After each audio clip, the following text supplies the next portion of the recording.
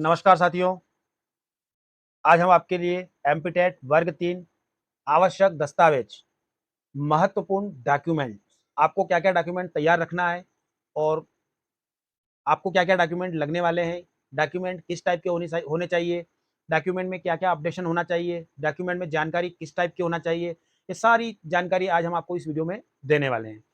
तो दस देखिएगा दोस्तों, बिना देरी किए शुरू करते हैं आज का ये वीडियो।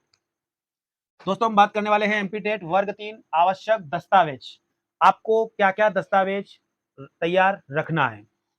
दोस्तों नंबर 1 पहला दस्तावेज आपको तैयार रखना है 10th marksheet with certificate with certificate. दोस्तों ये थोड़ा-सा सर्टिफिकेट देखकर आपको डाउट लग रहा होगा कि ये नई चीज़ क्या बताई गई है। दोस्तों हमारे पास जो रिजल्ट होता है उसमें मार्कशीट विथ सर्टिफिकेट होता है। हमारे पास जो 10th और 12th के रिजल्ट होते हैं ना, वो सर्टिफिकेट विथ मार्कशीट दोनों उसमें कंबाइन होते हैं, तो आपको सर्टिफिकेट के लिए अलग से कोई तैयारी करने की ज़रूरत नहीं है।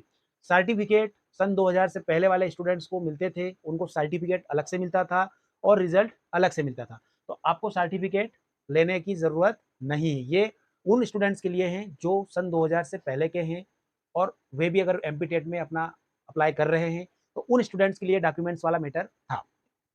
आपकी 10th मार्कशीट के साथ सर्टिफिकेट भी अटैच है, दोनों कंबाइन है। अब आपको नंबर 2 लेना है 12th marksheet with certificate. Certificate के बारे में आप विस्तार से समझ चुके हैं। नंबर 3 बारी आती है डीएड, डीएलएड। यदि आप डीएड धारी हैं, तो आपको डीएड या डीएलएड धारी हैं, तो आपको डीएलएड का अंक सूची भी तैयार रखना है। और दोस्तों एक और महत्वपूर्ण जानकारी मैं आपको देने वाला हूँ। 10th की मार्कशीट और 12th की मार्कशीट और डीएलएड और डीएड की मार्कशीट, इन तीनों में नाम आपके एक जैसे होने चाहिए। ऐसा नहीं हो कि आपको 10th की मार्कशीट में सरनेम लगा है और 12th की मार्कशीट में सरनेम नहीं लगा है। तो सरनेम का तो खैर इतना बड़ा इशू नहीं है, पर बहुत सारे छात्रों की ये कंप्लेंट आती है कि सर हमारा उसमें नाम अलग है, इसमें नाम अलग है, तो एक में कुमार लगा रखा है और एक में उन्होंने नेम लगा दिया, तो वो दोनों अनुसूची असंगत हो जाती है और ऐसी कंडीशन में आपको नियुक्ति या भर्ती से बाहर कर दिया जाएगा। तो आपके पास भी ऐसी असंगति है, विसंगति है, तो आप उसको दूर करने में समय रहते। तो दोस्तों असंगत अंक सूची नहीं होनी चाहिए, आपकी अंक सूची बिल्कुल संगत होनी चाहिए। और आगे बात करते हैं बीएड धारियों की। ऐसे उम्मीदवार भी हैं जो बीएड जिन्हें बीएड किया है, उनने इनमें इस वर्ग एमपीटेट वर्ग 3 में फॉर्म भरा है, तो उनके लिए बीएड का अंक सूची चाहिएगा और बीएड के अंक सूची के साथ उनको स्नातक का मार्कशीट भी लगने वाला है। स्नातक का मार्कशीट विथ उपाधि।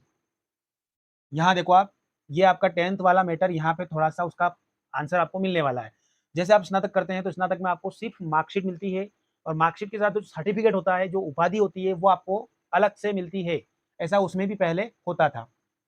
तो आपको स्नातक में मार्कशीट विथ उपाधि आपको रखना है। बीएड का बात हो गया अपना। नंबर 6 पे बारी आती है आपकी आधार कार्ड। आधार कार्ड हमारा महत्वपूर्ण डॉक्यूमेंट है।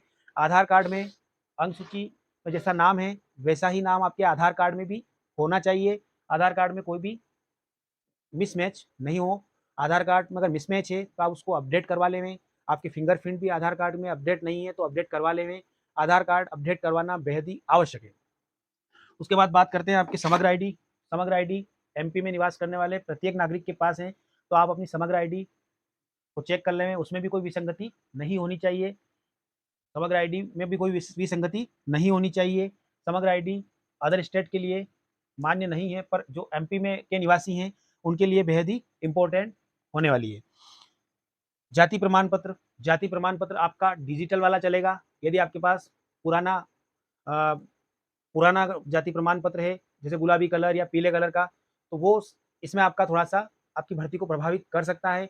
आपके पास समय है, आप चाहें तो 20-25 दिन में वो बन जाता है, उसकी प्रोसेस है। आप डिजिटल जाति प्रमाण पत्र बनवा लेवें।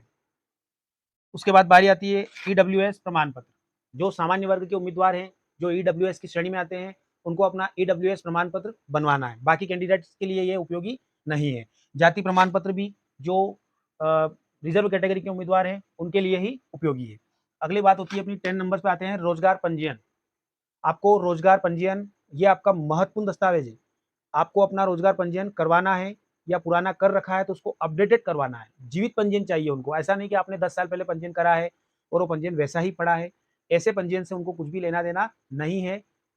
पर ईयर या 2 ईयर या 3 ईयर में रोजगार पंजीयन अपडेट होता है, उसको अपडेशन करना बेहद ही आवश्यक है। तो आपको ऐसा रोजगार पंजीयन वहां मान्य किया जाएगा जो आपका अपडेट हो। मूल निवासी प्रमाण पत्र आपको तैयार करके रखना है। आय प्रमाण पत्र आपको तैयार करके रखना है, बिल्कुल ताजा।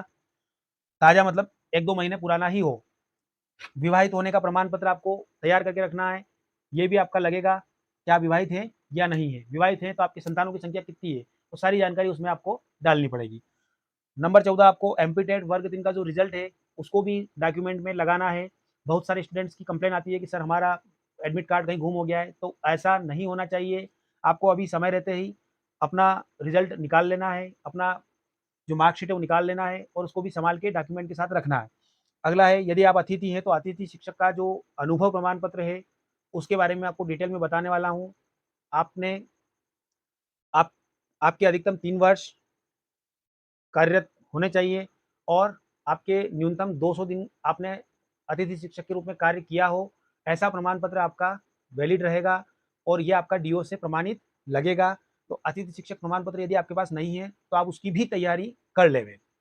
तो दोस्तों आज का ये आवश्यक दस्तावेज वाला वीडियो आपको कैसा लगा? यदि अच्छा लगा हो तो प्लीज़ लाइक करें और अपने दोस्तों में शेयर करें।